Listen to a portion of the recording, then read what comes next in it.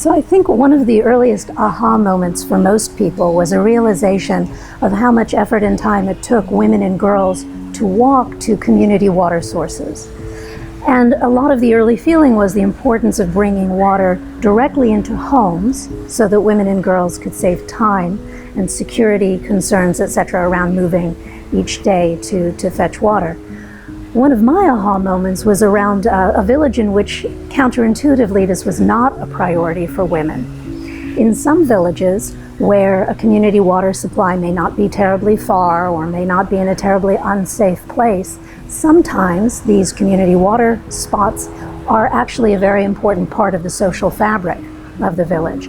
An opportunity for women and girls to gather at their leisure, ideally, to take water for their homes, but also to spend time with one another, to talk about opportunities or happenings in the village, who is sick and how they might have cared for that person, to really build sort of the social capital of the village at the water hole or the village well or the village pump. And so in some cases, the presumption of what women and girls might want or prioritize is sometimes incorrect. And in those spaces, sometimes the women and girls, when they were asked, actually preferred the investment to go, for example, to an energy supply or a hospital or a school, rather than direct water to the home. So it's very interesting, even when we think we're doing something that's best for gender, without asking the specific community, we can still make the wrong assumptions.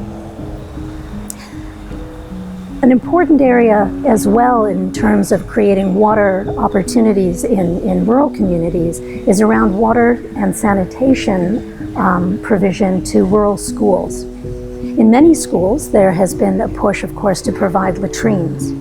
What hasn't been as much of a focus and is really important from a gender aspect is designing latrines in ways that young girls or young women can manage menstrual hygiene.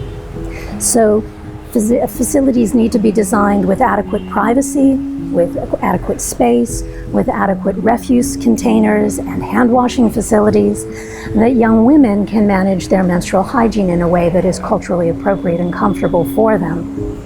And the importance of this is that without a lot of public discussion, a lot of women and girls, when they begin to menstruate, are pulled out of school.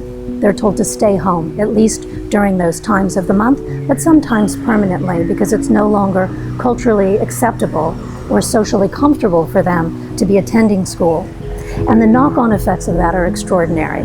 Lower levels of education for women, often younger marriages associated with higher family sizes and less educated parents who provide less appropriate nutrition and schooling for their children than they would otherwise if they had had the benefit of education. So it's very interesting sometimes to look at the way in which gender-sensitive water design is really woven through so many aspects that are essential to communities and to other development aims as well.